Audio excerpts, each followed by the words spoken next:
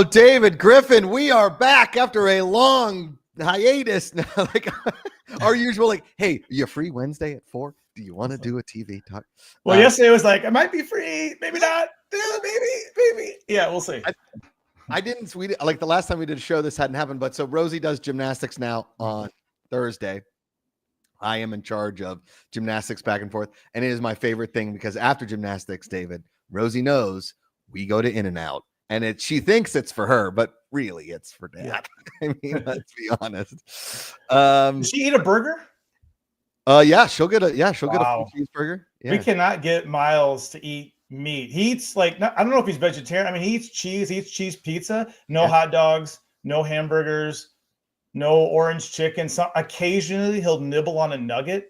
Yeah. That dude just likes French fries, mac and cheese, and those little like mini muffins. You know, you get like the chocolate chip mini muffins. That's kind of like all he eats. Yeah. That's it. Yeah, it's not the best diet. We're trying. Dude, listen, I don't go to Billy Joel concerts to see the B side of The Stranger, right?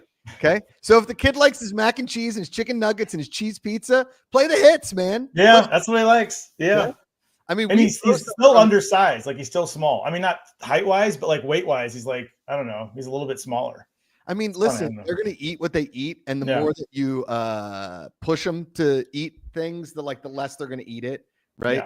Yeah. When I was a kid, like my mom would make us sit at the table and finish our vegetables. And that was my mom too. Yep. I hate vegetables. Can't stand them. It's like PTSD. Like the only vegetable like I will even eat is like a Caesar salad. And I know that's not really a vegetable.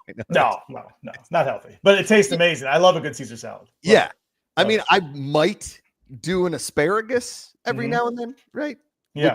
The most hilarious of all the vegetables because it makes your pee stink, right? It does. And every now and then, like maybe a broccoli, maybe. But I did find out today, thanks to Instagram, that eating sprouts is basically the same as eating like a pound of broccoli. So I might as well just eat like a handful of sprouts and call it a day. Like Brussels sprouts? Or just like the sprouts, like the little... Oh, really? Greens. Wow. Who knew? I guess those veggies are like mostly water anyway, right? You're not really getting... I mean... No.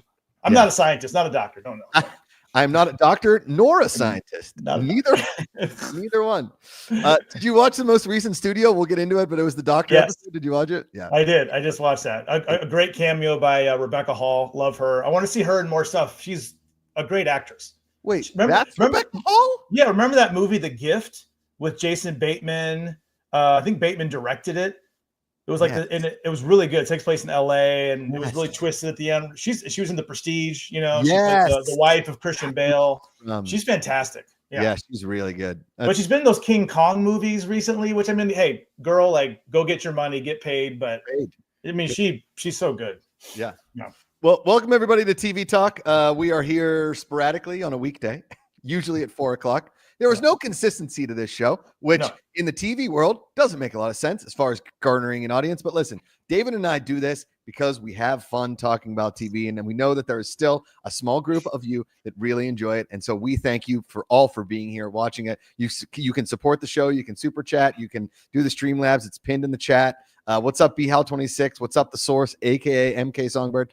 Hunter Gasaway is in the chat. Scott Welsh, Surge Sauce, who I haven't seen in a while. I'm going to sneeze. It's a little dusty here today. We got a windstorm that picked up. Anyway, did you sneeze? No, I held it back. Oh, went away. I was waiting for it. I was like,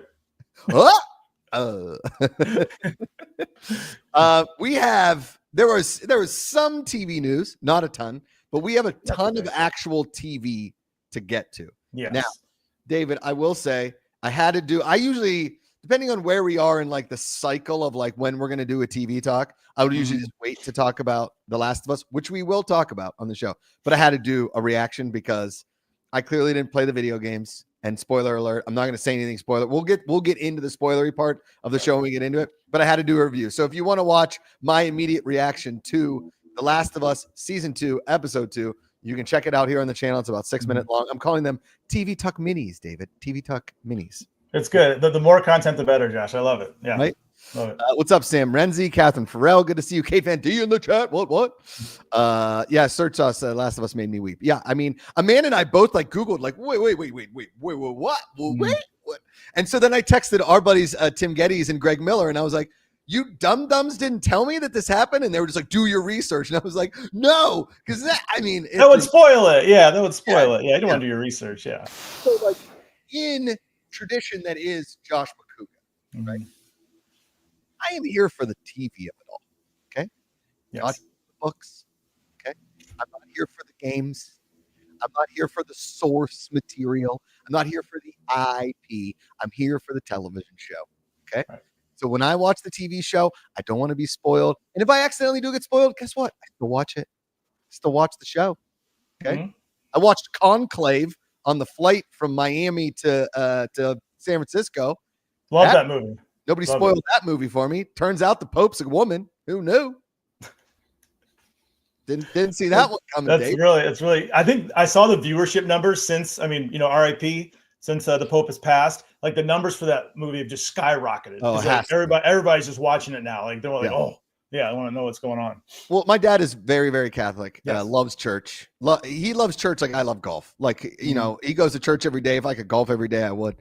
I was like, Dad, you should watch Conclave. It's like a crazy. He's like, no. The church doesn't like that one. We're not supposed to see it. And I was like, oh, so the church doesn't like that one. Bunch of sheep here. All right. So my mom, I was raised in the church as well. My mom was raised Catholic. She said one of those movies that you go to they have this board in the church to be like movies to stay away from. When she was younger, like when the first Exorcist came out, that was like, oh, don't watch that one. Like because she's such a Catholic, my mom loves gangster movies, mobs like Godfather, Goodfellas. Any of that stuff doesn't bother her at all. But anything like religious based that has to do with demons, devil, like she can't. Totally. Kathy Griffin cannot watch that. No. Yeah. If my dad were to watch Righteous Gemstones, I don't know how he would feel about that. Even though it's not based in the Catholic Church, it's more the mega church, the mega Christian churches. I still don't know how he would feel about it, especially this season with Teenjus, which is one. It's the silly. That show is so silly, and it just gets sillier and sillier. Anyway, we have a ton to get to today. Yeah. We also have a special guest coming up in the 4:30 portion of the program in about 25 minutes. Ken Napzok will be popping in to talk about Andor, because David is, if on a scale of 1 to 10, there was Star Wars knowledge, Josh would be at like a -30. Okay. David, you got something? Keep going. No, keep going. You gonna sneeze? You sneeze? No. Just getting some reference material. Oh, here we go. Yep. No, I'm showing that I'm trying to prove a point here. So I have some stuff. If you can hear me talking still, as I wheel myself back. Okay. I have some Star Wars stuff. I have like books like these that I got, like this Mandalorian art book that's very cool. Okay. This novel is excellent. Came out several years ago, called Lost Stars. It's a YA romance that spans the original trilogy. It's fantastic. But compared to Ken and Christian Harloff and those guys, like their knowledge is like, I dabble. I read a comic book here. I read a book there. I watch a show here. But my knowledge, like Ken, those guys are encyclopedias. Correct. Encyclopedia. I am not an encyclopedia. Yes. And there are a few people in our world that we know. Ken, Christian. What's our buddy? The couple from Atlanta. They're amazing. Oh man, Molly and you know what I'm talking about. They're in the Schmodown. Molly Mander is her Twitter. Can somebody help me out here? I think they do Star Wars Explained, maybe. Then there's Joseph Grimshaw, who hosts a podcast with Alex and Molly Damon. Thank you, Will McLean. Thank you very much. Amazing people. Haven't talked to them in so long, but they're incredible people. But so we're going to bring on Ken, because Ken and I used to do this segment on Schmoes and then on Collider that was Josh asks stupid Star Wars questions. And it was like, basically he's like, who is that guy? Right? Because and when he comes on screen, it was like, ooh, and I'm like, who cares? Like, what? If it's not Darth Vader and Luke Skywalker and Jar Jar Binks, I don't know him. Okay. And Yoda, like when Baby Yoda popped on Mandalorian, I was like, I'll stick around. This guy, this Baby Yoda sounds friggin' sweet. I was gonna say that's one of the things that I think I love, kind of getting ahead of ourselves, but one thing that I love about Andor is that I don't think you have to have a super deep knowledge of Star Wars lore to know what's going on. Because while these Andor, because while these characters are established, they're not like the heavy hitters in Star Wars. So there's not, you don't have to know the deep stuff behind Skywalker, the Force, what all that. It's very much like a political war drama. Yeah. It's not, you can take that without Star Wars and it's still good. I think that's what makes it so good, is that you take the Star Wars away, it's still fantastic. So I don't know. I'm really impressed with the show. These scenes, and again, we'll get to it. Right. Ken. We'll talk. Yeah. Here, we'll wait for that with Ken. Wiley Todd, thank you so much for the super chat. Just catching up with Andor season 1. It's great. Also, the rehearsal is great too. Love you guys the best. I started watching the rehearsal season 1, and I love Nathan For You on Comedy Central. I like Nathan Fielder. David, this is cringe comedy at its finest. Like, everybody keeps talking about the show. Like, it's one of the most anticipated shows of the year. I've never heard of the first season. It is. You'll hate it. Well, I'm telling you that straight up. Like, it is beyond you hating it. Like, it is. I couldn't finish it because it made me feel I didn't like it. I just didn't like the way it made me feel. I was over it relatively quickly. That isn't to say that it isn't genius. Okay. Listen, different strokes for different folks, right? It's why that guy keeps yelling at me about anime. Okay. I understand. There are people that love anime. There are people that love animation. I understand that. It's not for me. Okay. There are people that love Nathan Fielder and the rehearsal. Yeah. That's for you. It's not for me. Okay. There's people that don't like golf. I get that. Okay. I get that. There's a ton of people that don't like golf. Guess what? Golf's for me. That was made for me. That's the new episode of The Studio. Seth Rogen goes on a golf rant that's just had me dying. He's like, it's a boring sport for boring people. Yeah. And that's what I was like, all right, fuck off. You know? Excuse my. Yeah. John, that was personal. Yeah. It's not boring. It is not. If you play golf, you know it's not boring. And Will McLean and Scott Wells saying the same thing. Rory. Yes. I was lucky enough to be on a cruise ship 2 weekends ago when Rory won the Masters. I was watching with a close buddy, and we both started sobbing. I mean, I was sobbing, right? Yeah. Rory was one of my brother's favorites. We talk about Rory all the time. We always bet him on the Masters. He never won. He finally wins. I mean, I would have broken down on the green like he did. I mean, whatever, but it was, my goodness. So, you know. It reminded me, Josh, a lot of when Tiger won in 2019, bringing Star Wars back into it. I was at Star Wars Celebration in Chicago. That's right. We all were. That's right. And we were on our way back. It was Sunday. Yeah. And if you remember, like everybody that was at O'Hare, I got stuck there, glued to the TV. Like everybody was watching it. Everybody was cheering. And even in Star Wars Celebration, people were texting. You know, you got a bunch of Star Wars folks. Everybody's still paying attention to what Tiger was doing that day. So 100%. It wasn't quite that level, but close. I thought it brought a lot of emotion though. But yeah, man, it really special. Really special. And the way that he won, like, so up and down, maybe the one of the most dramatic Masters ever for the guy that, you know, a lot of people were rooting for. Say what you want about, you know, the YouTube generation, which we're actually going to get into in a hot second, the YouTube generation and golf and like Bryson DeChambeau, who, listen, you can like Bryson DeChambeau all you want. That's totally fine. You're allowed to like whoever you want. I'm just saying, from a person that knows people within the golf world, Bryson DeChambeau had to hire a PR firm to teach him how to be a human being.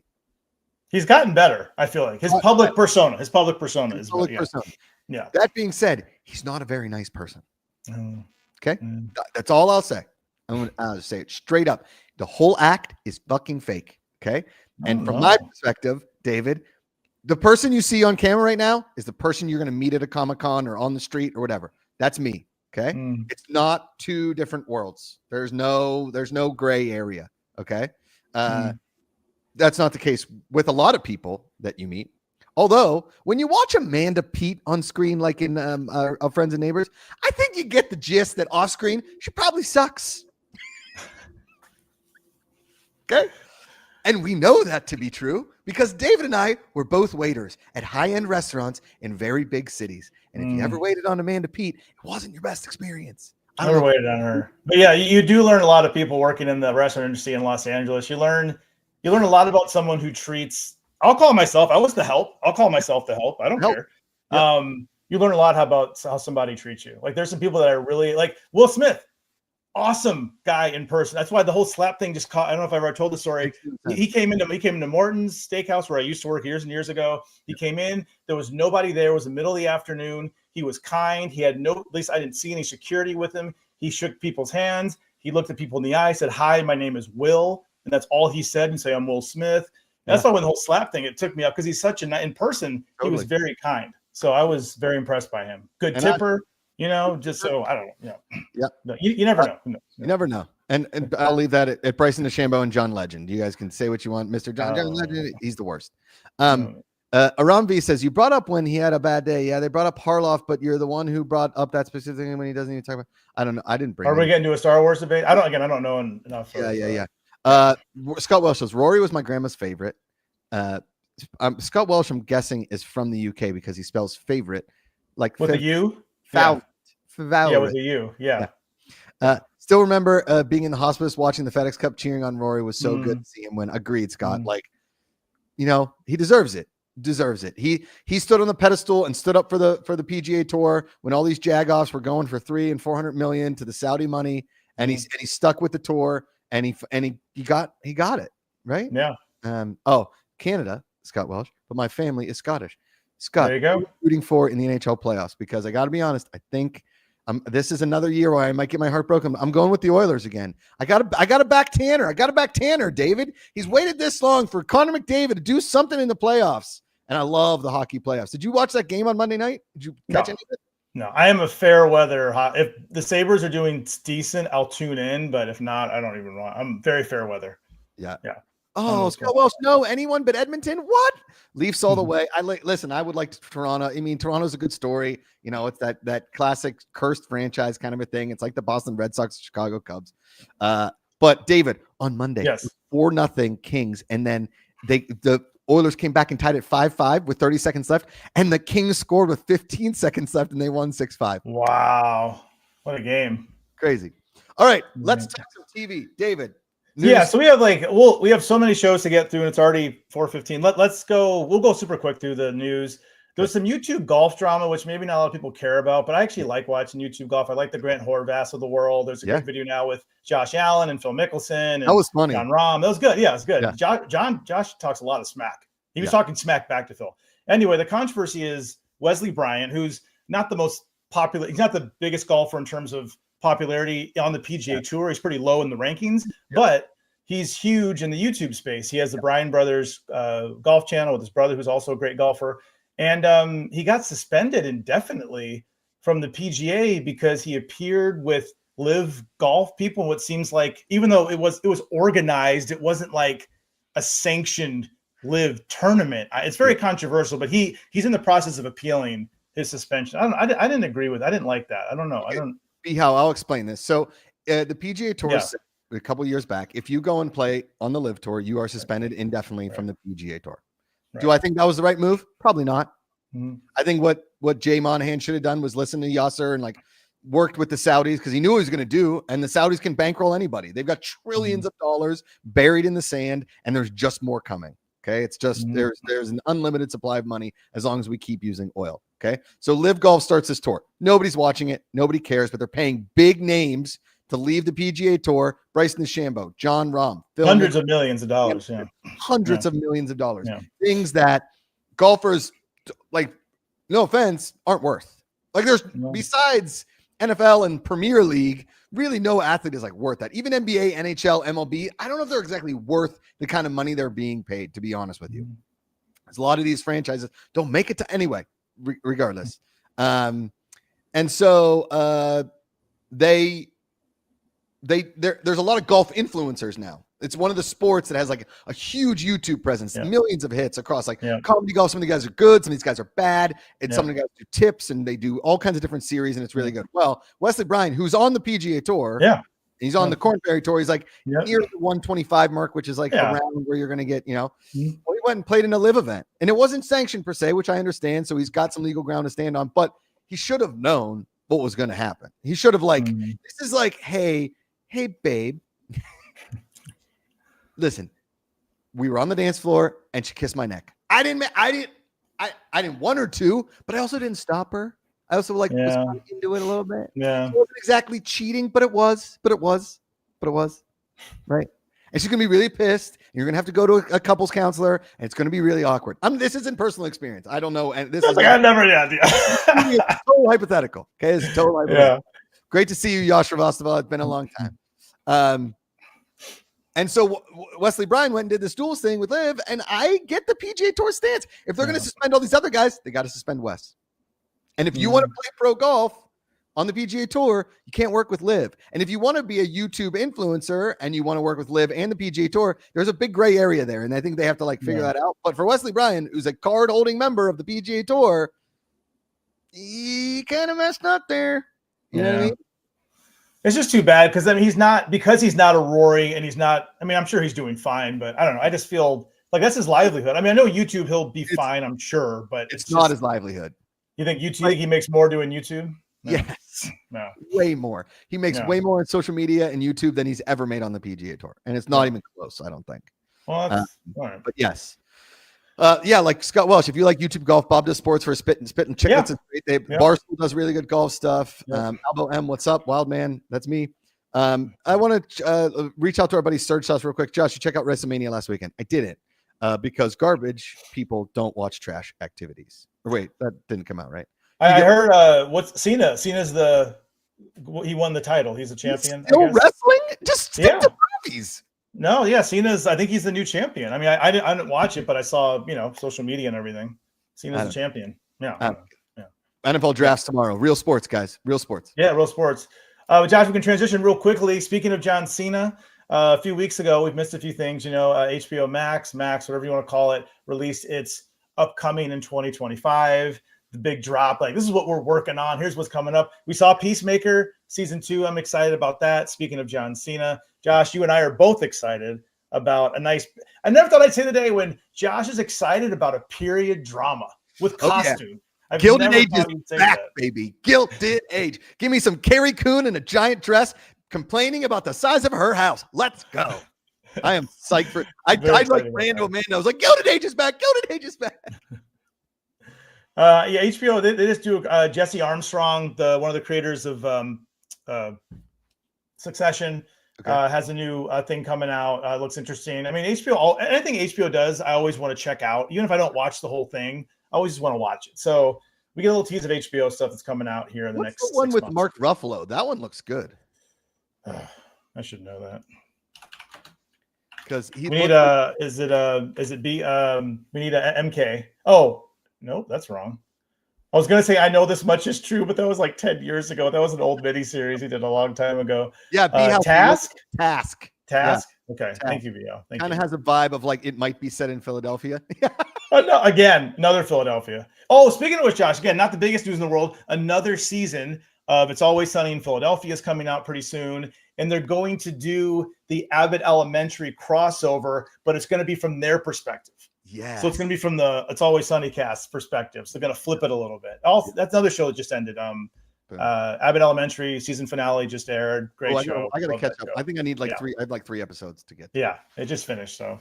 And then a quick shout out to our buddy Jonathan Peck. Hey, Josh and David, are you excited for the NFL draft tomorrow night? I wouldn't say I'm excited. I would say I'm terrified because if we draft Shedeur Sanders, I'm gonna be really upset. I don't think he's good. Yeah. I don't want to deal with Deion Sanders. I love primetime. Don't get me wrong. Yeah.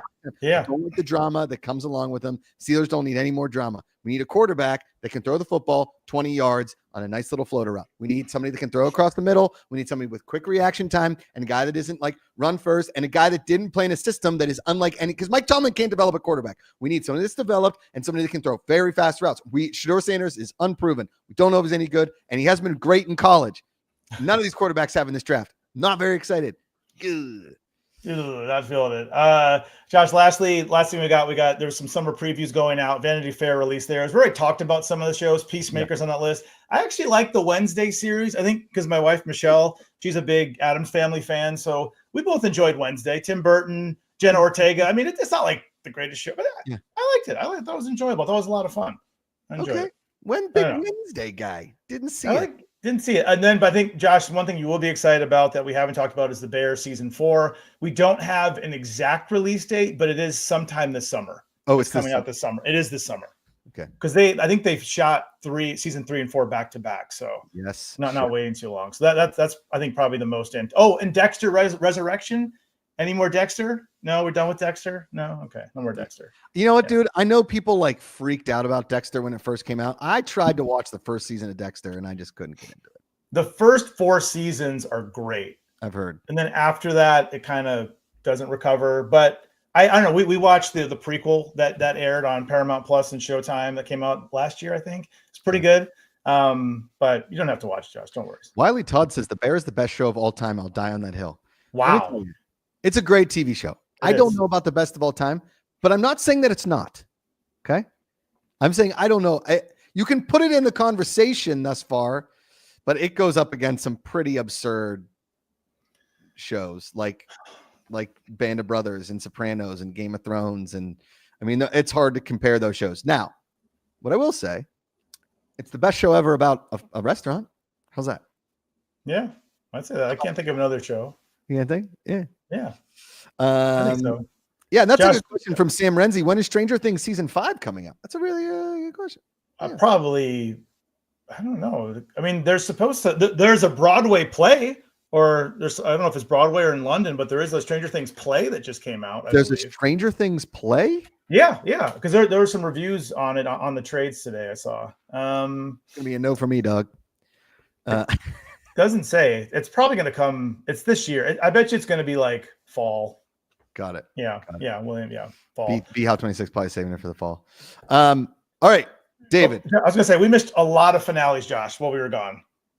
Finales. We have Josh. We never talked about the pit finale. Pit finale. We never talked about Bosch Legacy is over. No more Bosch. Well, at least not this iteration of Bosch. We get a different Bosch. Daredevil is done. Wait, no.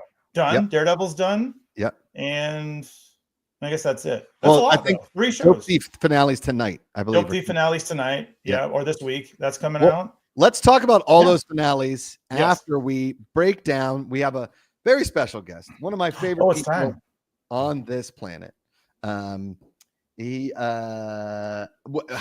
was saying earlier that when it comes to Star Wars knowledge, 1 out of 10, he's a 10. David's about a 7, and I'm a negative 350.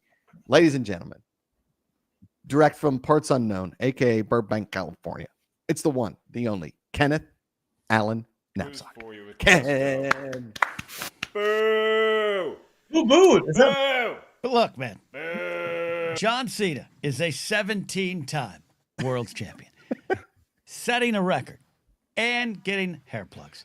It was a banner weekend for wrestling, the greatest form of American art and storytelling, Joshua. Was it now? I just can't believe. Just can't believe this. He has gotten like some very pronounced hair plugs. I'm jealous. I wish I had the money. Right? Me too. Seen him. You know. Happy to be here, boys. David Griffin. It's nice to see you, Ken. Yes. I haven't seen you since you got lost in a cornfield at a wedding. Yes. That was Don't do drugs. The last time I smoked weed, and the first time that's not happening again. You don't have to confess your sins in front of God here on this show.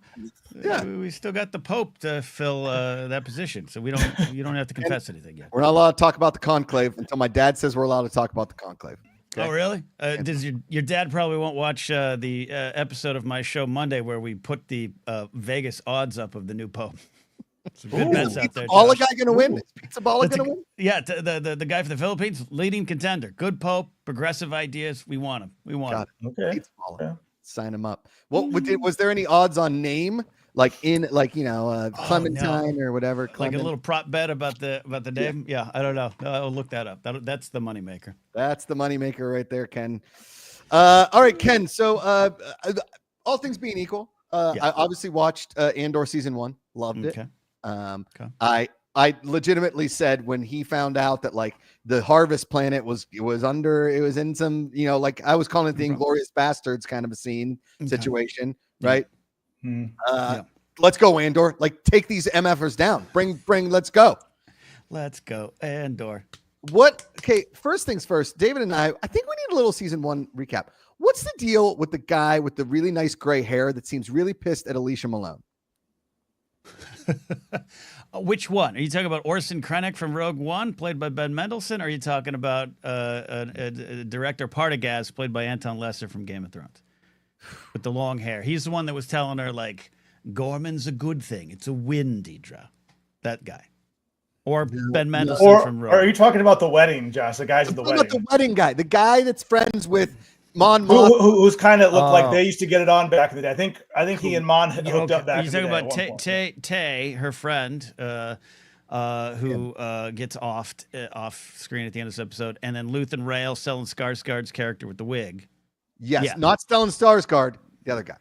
Oh, Ken, sorry. Coleman. Wait. So are we to assume that when he's flying away on his shuttle, like that's it? He's done. Done. Because Oh. Cinta is the pilot. Cinta's the spy from season 1, Yeah. and then her girlfriend is Val, who's Mon Mothma's cousin in the wedding. And Val's like, I don't know, Luthen Rail won't tell me where Cinta is, and then that's why she sees her at the end, like, oh, I'm your driver today. Don't worry about it. Just a quick little switch out.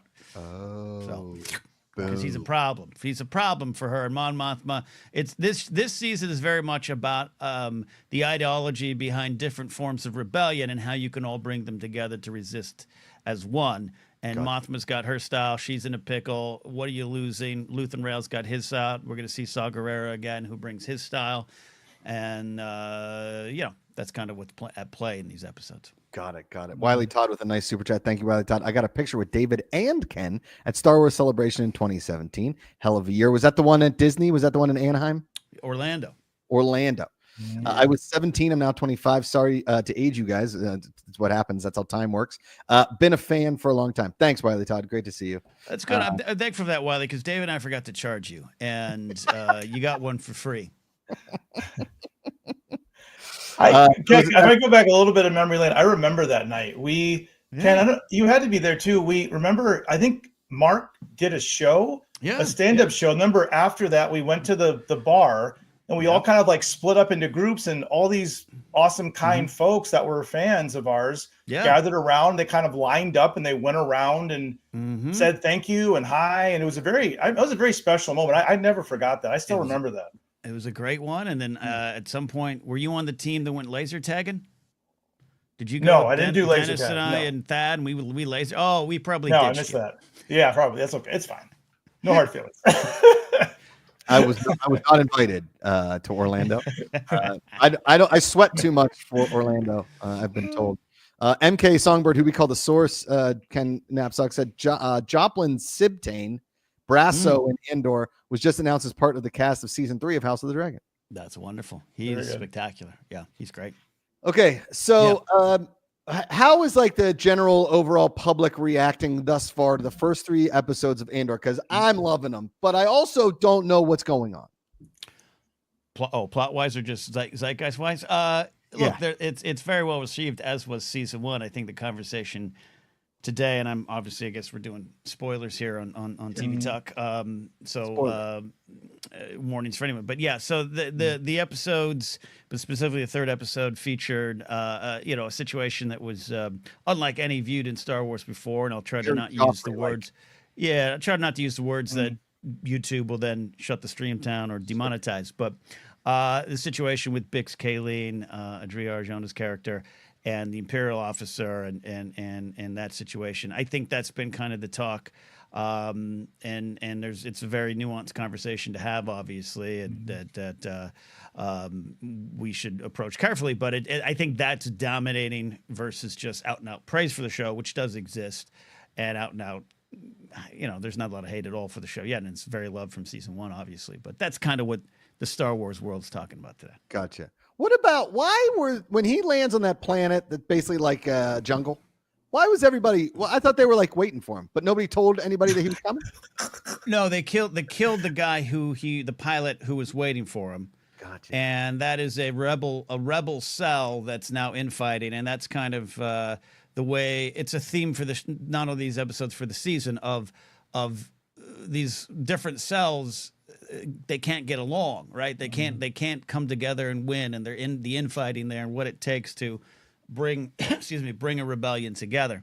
And in the Star Wars story, we know that kind of ends with Mon Mothma and some of the big things in her career and into what you would know in A New Hope and onward into the classic trilogy. We grew up with the idea that, look at this, the rebels, the good guys, they're all here together and they all get along. But we all know as sports fans, Jeff Kent and Barry Bonds hated each other. That's true. You got to come together. Who knows what Franco Harris and Terry Bradshaw thought of each other. Oh, they didn't like each other. They like each other. And so that's what you saw there. And it was sometimes played for, I thought, great comedy of just like, you got 15 guns out. You don't tell them how many guns are at him. Yeah, that was really fun. Yeah. And that's all taking place on what we learn is Yavin or Yavin 4, where the rebel base is later on in A New Hope and Rogue One. So fascinating and but that's at play at the wedding too and what everyone's having to lose and sacrifice to resist and to rebel. But that was what was at play on Yavin. Okay, I was going to ask you a couple questions. One, watching Mon Mothma rave was incredible. I would just never picture Mon Mothma just feeling the music and just being in the moment. And then also to have a question for you, is that a TIE fighter that they steal in the first episode? Is that the TIE fighter that Darth Vader eventually flies? Is it like a model of the advanced TIE fighter, or is that something completely different? It's new for the show. I forget the exact model number or name from, but it's new for the show. But it is. Hey, Jonathan Peck, how about them Washington Commanders? But yeah, it's new for the show, but it's similar, to other designs in the past. But it's really cool, really cool. What I liked, at the beginning was like you just figure Andor's going to get in there, and he walks in there like I would imagine the first person to walk in an El Camino, and they were like, yeah. Or when you first get into a golf cart after a wedding reception on Catalina Island. That too. Yes. Where's this go? What's this do? Who's this guy? Can I ask you? So you got the Harvest Planet, and I got to be honest, when they're at that little harvest dinner, and there's like some humans, and there's like some of those adorable like bald guys. I love those guys. They were adorable. There's not enough aliens in the show. That's one of the complaints against Andor. It's human centric, but I love those guys. That's basically you and me at a Top Golf in about 15 years. 100%. Yeah. Just that one alien cow, just like really, just like faced in the. That's Mark. That's Mark. Yeah. Did you cry when when they had to say goodbye to BB, when the little red droid? I mean, I did. Yeah, absolutely. This goes back to season 1 too. They do such a good job with this droid B2 Emo. He's dog-like in a lot of ways, in a way other droids aren't to me. Yeah. And so in season 1, when Marva passes, I just did my rewatch lead into this, and that episode after she passes begins on B2 Emo's eyes, and he's basically like a droid who's crying. Yeah. So to have him get ditched again, I'm trying to process that. Yeah. Trying to process it. It was really, really sad. Really sad. Well, Ken, I don't want to keep you forever. Thanks for being here. I just like to talk about the show because I think it's great. It's as close as we're going to get to. Here's my only complaint that's ever been about all these Star Wars shows. It always seems like it starts at point A and they're trying to get to point B, and it's like just one long like Goonies adventure, which is fine. But it seems like every show is like kind of that same thing, where it doesn't seem like Andor is like that. Okay, great. I don't know what that exactly means, but it sounds good. What do you mean? What do you mean? Like, let's drill in on this. For instance, like Skeleton Crew, they got to get back to the planet, right? Okay. Mandalorian, he's got to get the little guy you got to get Grogu to the person, right? Got it. It's always like everything is like a mission TV. But now when isn't every TV sort of like a mission TV? Yeah. I mean, I would think this is leading to obviously the moments before Rogue One, the Star Wars story, but I think it's leading to what we know and grew up with in A New Hope of how did this one fully formed, cohesive rebellion come to be is kind of the finish line for me. But to your point about what you're saying, Mando is lone wolf and cub, but there's that driving plot point. There's that kind of stuff. Yeah. I agree with you. I mean, I don't know, man. Like, give me some Star Wars TV. Go ahead, David. Sorry. I just want to say, Ken, before we lose you, I'd love to know what your thoughts are on just the Star Wars universe and its future after Star Wars Celebration that they did in Japan with Ryan Gosling and Sigourney Weaver and Pedro Pascal. Like, how do you feel about Star Wars, at least in the TV and film side of it going forward? Ryan Gosling? Yeah. Absolute Star Wars Starfighter. No, I'm very, very hopeful. Obviously, I enjoy so much of Star Wars and love drilling in on the themes of what these pieces of art mean to us and what they're saying to us. So I love a lot of things that maybe other people struggle with, but I think going forward, I think the Mandalorian and Grogu was a smart pivot. The film industry obviously is struggling. People don't come to theaters as much. There's that discourse around that every day, and Star Wars has taken its time, whether people like that or not, or whether it was planned or not. And let's not forget there was a worldwide pandemic that affected things. Let's not forget there was a change at the top from Bob Chapek, from Iger to Chapek to Chapek to Iger. And Chapek kind of came in with a hammer to the film side of things, not just in Star Wars, but with Marvel, forced a lot of things to streaming. I don't think that's discussed enough about the human thumb, Bob Chapek's short reign. Dude was fired at the Elton John concert, pulled out of the concert. He was supposed to introduce Elton John, and they fired him there. So that's like when they didn't let Lane Kiffin on the plane. Exactly. Yeah. Or you or me into the Schmodown again. Exactly. Yeah, that one time.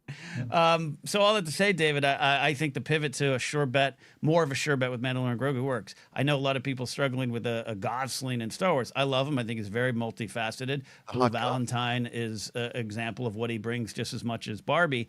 And I think him, Sean Levy, who just made $1 billion, who is a filmmaker that can deliver. Remember, directors at this level are CEOs of small companies during a process. I think he's a great bet. I'm very much looking forward to Sharmina Bed-Chinoy's Rey film and the New Jedi Order. Rey's one of my favorite characters, and to explore that more going forward, I think it's great. Then you got Simon Kinberg, 3-trilogy film behind it. I view that Kinberg trilogy film, the 3 films, which we might not see until the 2030s, we won't see till the 2030s, needs to be viewed as a series of films for the next generation, Gen Alpha and younger, and that is what they're going to do, and that speaks to longevity. And Kinberg had been involved before with Star Wars Rebels. At one point, Kinberg was going to have a lot more to do with the films and everything. The X-Men stuff came up, and so now they get this chance to do it again. And he's worked very closely with Dave Filoni and Carrie Beck on the animated side. So all 3 of them, scary to say. My license renews in 2030, Josh. 2030. I think that's long-term really something I'm excited for. And we'll see about the streaming shows. You guys talk about it more than I do every week. No. The streaming side of things, not just in Lucasfilm, but Marvel, it's a goddamn mess right now. Mm-hmm. So I do. I mean, I watch everything and I enjoy it. But I will also say, Ken, your final question: how many home runs would Andy Van Slyke have hit with the torpedo bat? Oh, I honestly think the torpedo bat might be a little overrated because the Yankees haven't been slugging 10 homers a game since then. But I think Van Slyke would have hit 30 because he was a 20 home run guy. He was 20, 25 sometimes. Yeah. If he hit 26, you're like, Van Slyke was on fire. Yeah. And Sid Bream hit 15 and Don Slott hit 7. Yeah. Jay Bell usually around like 9 or 11, like 9, 10, 11, something like that. Yeah. Now Bonds with the torpedo bat, 90. 90 homers. Ken, we love you. Great to see you, Ken. We're gonna do a co-stream on his channel, my channel, sometime down the line. We've been talking about it for a while, but we really want to do it, and we're gonna figure it out. Yep. Check out the Blathering Live. Someone in comments said they forgot I existed. I'm live every week, 3 times a week. I'm gonna show the Blathering. Come on by. Come on by. Love you, buddy. See you, boys. See you, Ken. All right, let's talk. We have a lot of TV to get to. We have 18 minutes. Okay, David, let's start the rundown. What are we talking about again? Okay. This is TV talk? TV talk. Here we go. The Last of Us. Okay, here we're going to go. Spoiler alert. David, spoiler alert. Yes. They killed him with a fucking golf club. They couldn't use any other sport. It's not like our sport is already fractured enough. They got to use it, and it's like an old blade iron. What are we doing? Yeah, I mean, that is almost shot for shot how it is in the game. It's very similar. There's a few changes they made with it. Like, I think when they show up to the cabin in the game, it's Joel and his brother are in the cabin, if I remember that correctly. But anyway, like it's real close. I mean, they did a really good job, and it happens that early in the game. It's very early in the second game. But Josh, like, were you shocked? You said you didn't know any spoilers. No spoilers. No. Here's what I thought is like he was gonna look up, right? And then she was just going to knock him out. And then all of a sudden, like next episode, they were both going to be like captured. That's what I thought. Yeah. Well, so when I was watching it with Michelle and when they showed Ellie coming, she's like, oh, well, she's just going to come and save the day. And I just kind of watched. I was like trying not to say, I didn't say anything. And then she's like, is he gone? Like, is that it? It's like, Amanda, he's not. What's it? He's actually dead. Like dead. What the? Yep. No, there's no resurrection stone. There's no extra life. Like that's it. I mean, Pedro Pascal he's busy. He's got stuff to do. It's actually the perfect role for him to take. Because it happens in the story. It's part of the story, and now he can go do all the 10 other things he's doing right now. I compared it in the mini review. You guys can check it out here on the channel to Battle of the Bastards meets Red Wedding. Yeah. Because what the main tragedy that is going up on the mountaintop, right? Versus the actual like cinematic marvel that was the filming of the storming of Jackson Hole, Wyoming. Okay. That is, I mean, it might go down in, I think, top 10 episodes of TV ever. Great. Yeah. Great use of special effects. Both these shows, talked about Andor already and Last of Us. Great use of special. You can tell like when some of the scenes are not really outside, but I mean, the special effects look fantastic. I think they did a great job. The practical and special. Yeah. I'm loving this show more than I ever thought I would. This has like the vibes of why I started watching Walking Dead, and not to like compare them at all, but like these end of the world shows. This just has, I mean, I hate to say it, but they HBO'd it. They HBO'd the Walking Dead. And it's not going to go on for 15 seasons. It's not going to happen because there's not even a third game. I mean, they're probably going to make a third game, but even the showrunner said he's probably going to go 3 seasons. Already been renewed for a third season, maybe 4, but like that's it. It's not going to go 10 seasons with like 4 or 5 spinoffs. I don't think that's going to happen. I hope not. Man, it is good TV. All right, what is next? Josh, I'd love to talk to you. So many shows. Did like Daredevil? Like I like Daredevil. It's fun to watch. I don't know. Like I didn't honestly at the end of it. I don't know. What do you think? I'm gonna say this. I love it.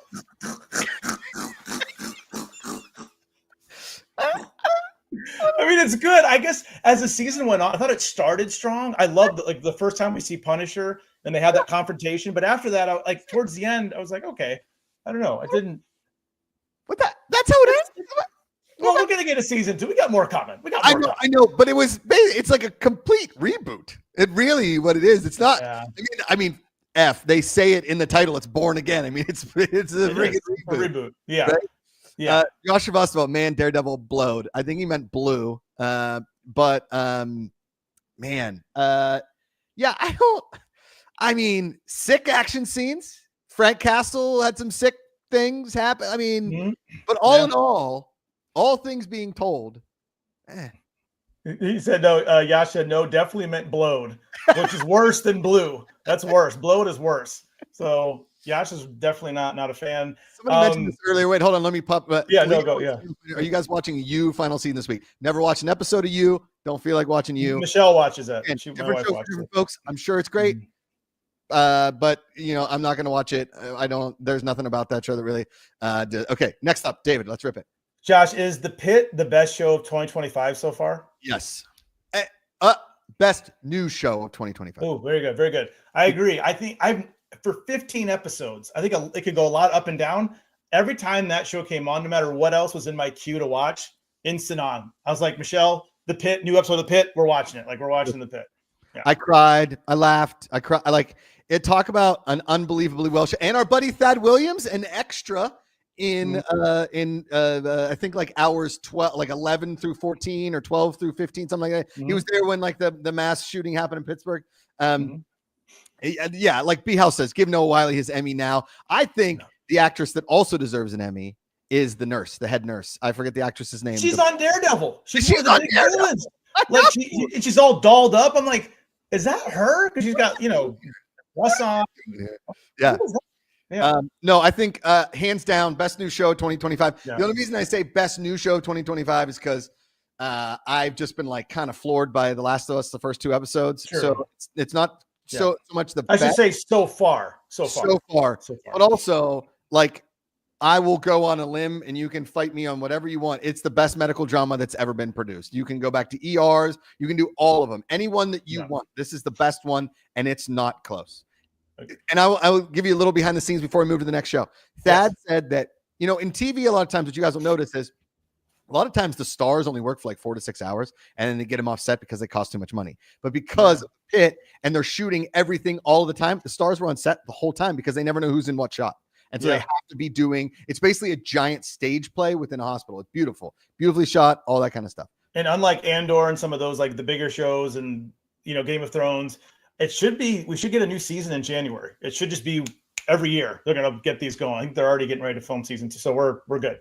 Let's wait a long time. Josh, another question I have for you. Did you watch Mobland? Okay. Maybe that features maybe one of the best mumbling actors of all time. In Tom Hardy. Tom Hardy is the best mumbling actor.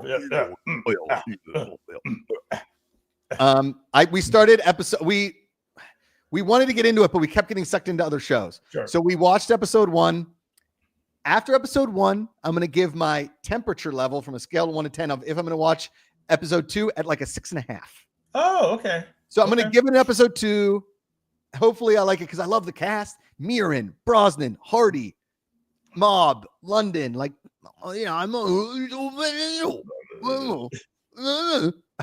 so much mumbling. So much mumbling. Holy, they should call it Mumbleland. Ooh, that's a good name for a show. Mumbleland. But I love Tom Hardy in these roles. Like I'm done with Venom. Like Tom, just do this. Do small. He doesn't need to be the lead. Just do small roles. Like he's fantastic. I mean, I love him. This. Okay, Josh. Another question I have for you. Bosch Legacy. I actually thought this was one of the better seasons of Bosch, but the ending, the final episode, just kind of like it wasn't. I didn't think the ending was strong, but I enjoyed the season. I'm going to give you this. Okay. All right. Awesome season. Loved it. Loved the season. Yeah. Best Agreed. Legacy season by far. Okay. One of the funnier ones, I don't know if you noticed, but they like tried to give Maddie, his daughter, a love interest, and they were like, fuck it. Like they just they never went back there. Yeah. Done. I thought what they should have done was ended Bosch Legacy as like we like see a cool thing, you know what I mean? Like maybe he starts a new case, or like it's like he's thanked by like the LAPD, or they give him something, right? Like he finally gets some recognition for something, right? And he sort of walks out in the sunset. And then we have like, we released a bonus Bosch Legacy episode, and it's like the introduction of this new character, and they like kind of introduce a new world where Bosch might be involved, but more than likely he's like, hey, and like give us something, because the way that the season ended, if that's the last time we're going to see a Bosch, like kind of sucked. Yeah, I didn't like the ending, but he did say, I read an interview, he said, never say never. Yeah. They should just do like a movie, at least give him like a send-off movie or something. But I agree, Josh, best season of Legacy so far. Josh, I like Dope Thief a lot. Does it yell too much? Is there too much yelling? I feel like they're always yelling at each other. David? But I do enjoy it. You have never nailed something more that I was thinking in a way that I didn't really know how to say it, but it always does feel like they're friggin' yelling all the time. It's Manny and him are just going, and like Manny even says, like, why are you yelling at me? Why are you yelling at me? Stop yelling. Like my mom would always be, I'm not yelling, I'm loud. I'm like, I know, but it feels like you're yelling at me. Here's Josh Macuga. Titus Welliver signed on for a ... Queen Latifah spinoff. Yeah, so go on. I think it's on Deadline. I believe it was reported that is no longer happening. No. So Josh confirmed that, but that's no longer happening. Amanda's an Equalizer fan, so she knows the ins and outs of Equalizer. Yeah. Let me say this about Dope Thief, okay? I don't think I've ever said this about a show that I like this much, but it is like 70% great. Does that make sense? Like 70% of the show is so raw and gritty and real, and like, okay, these guys, and then 30% is fucking bonkers. Like, what is going on? That shootout at the hospital? I'm like, really? We have like 30 guys shoot. It's like John Wick at the hospital. It's just like out of here. No effing way. Like, they're not that dumb. I mean, the cartel is like, they don't care about, but they don't like come on American soil and start shooting outside of a hospital after a guy that owes them like $250,000. Like that. That is the thing. Like, he doesn't owe them. Like, these cartels make billions. They don't owe them. He didn't steal, unless it's just because he has those bottles with that liquid meth, whatever he has. Is that like, if that's the valuable thing? Like, it's not that much money for them. Right. I mean, they have way more money than $300,000. I don't know. I think. Josh, I agree. I love it, but sometimes it's like, too much. It's too much. And sometimes, David, to be honest with you, sometimes I get friggin' lost in the timeline. Yeah, I don't really know what's going on all the time. Jesus Penis says those were bikers. The bikers and the cartel were in that shootout. Oh, that's true. That's true. Yeah, they're all in there. But the bikers are just going to do a shootout outside of a hospital? Are you out of your mind? Like, the bikers can do more. I don't know. There seems like there was just like almost like there was a writer's room full of 10 people, and 7 of them were like, this is what the show is like. And 3 of them were like, the producers were like, hey, you get to write 20 pages each week. And like, whoa, watch Here we go. watch them yell. But again, to be honest, of the 2 Philadelphia drug dramas that released, the Long Bright River and Dope Thief, I thought I would like Dope Thief more, and I liked Long Bright River more. Okay, so Josh, we were almost there. I think we're on episode 7. We are like a couple episodes away. We're almost there, but it's because there's just so much to watch. No. Oh, so that's what the next thing I want to lead into, Josh. We can just go into that. Josh, should I even check out? Because I haven't checked it out yet. It's on my list. Your Friends and Neighbors. Josh, is it worth it? Should I watch it? So Amanda, I love John Hamm. We finished Bosch. We're slowly coming around to the idea of Lady Bosch. We finished what's it called? I don't know. We were like up to date on all our shows. So I was like, you want to watch this John Hamm show? I hear it's okay. So we watched. Same. Okay.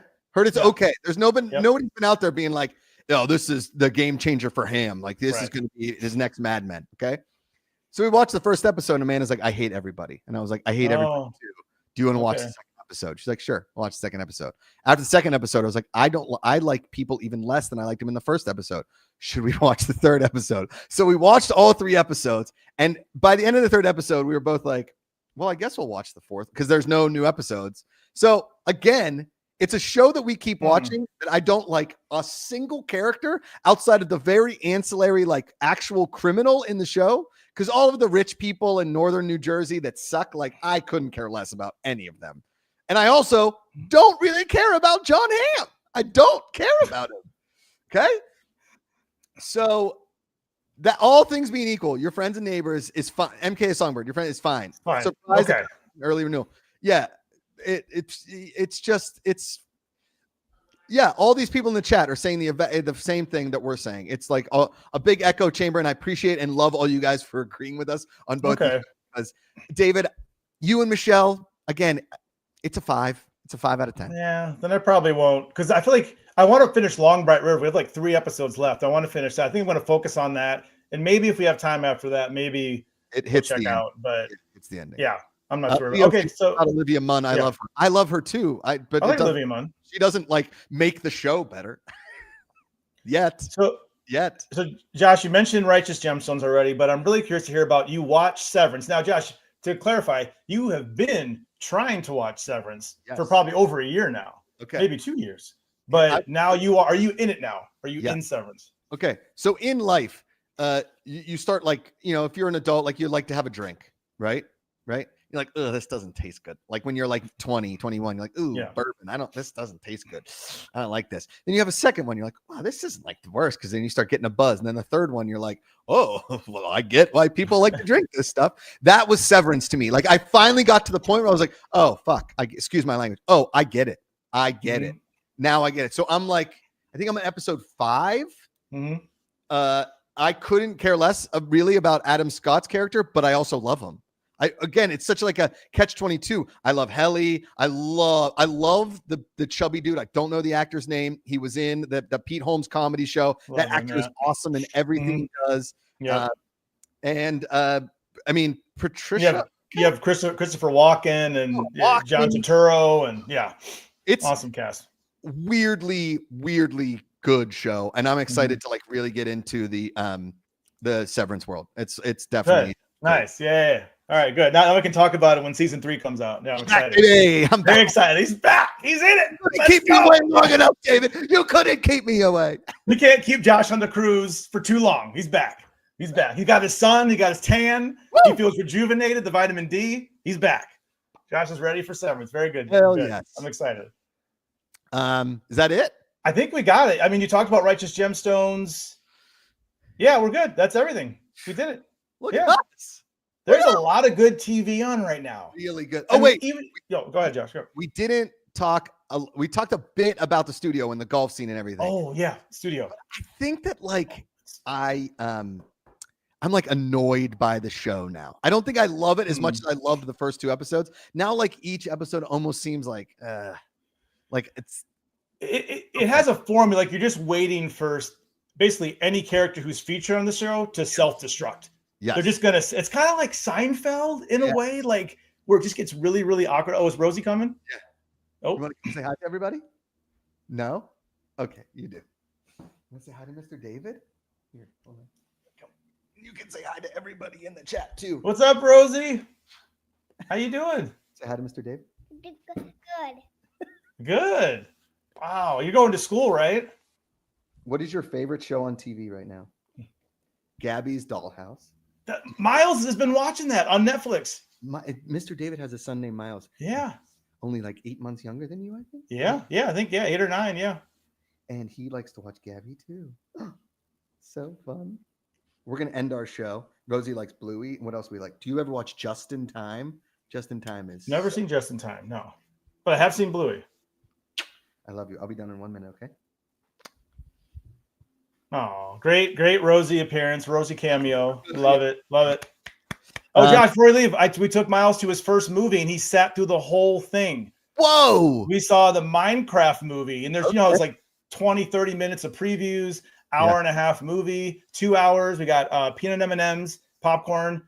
He made it. He sat through the whole thing. Unbelievable. Little Miles watched Minecraft. I was shocked. We have to do one more thing before we're Hacks is back. I have loved. Yes. Oh, I forgot about Hacks. Yes, love first it. 3 episodes, solid. I mean, that Love show it. continues to never disappoint. Yeah. So Yeah. let's That show could go on for 10 years, and I wouldn't get tired of it. Josh, I've talked about this before. I'm going with Celtic time. Josh, I'm like you, not a fan of Boston sports, but Bill Simmons knows Boston. I think the documentary is very well done. It talks about not just the Celtics, but the culture of the city. It goes all the way from the civil rights movement in the 60s all the way to like the present day. I think it's episode 8 is on right now. Even if you don't like basketball, it's a great documentary, a great cultural look at an area of the country in Boston. And I just recommend checking it out. It's very well done on HBO, on Max. I recommend Celtic time. Celtic City, sorry. It's very good. You know what? I'm going to go back to it straight from our news segment, Gilded Age. If you never watched the show and you're like, I don't think this is for me, think you're going to like it. Good pick. Think you're going to like Gilded Age. Good pick. Yep. All right, ladies and gentlemen, hopefully David and I will be back in a couple weeks here to talk more TV. So much to watch, so much to see, so much to do. We love all of you. Oh, I didn't mean to make that rhyme, but ooh, that's good, Josh. Very good. Out there. Thank you guys so much for in chat. Thanks for all the super chats. Thanks to Ken Napzok. Enjoy the things, do the things, choose some positivity. It's an active choice. Call somebody, text somebody, tell them you love them. It matters. It's ways love them. The hate, find the good. I have way too many catchphrases. David, put down the book, pick up the remote. And read. It's okay to read. Read books. Read books. It's okay.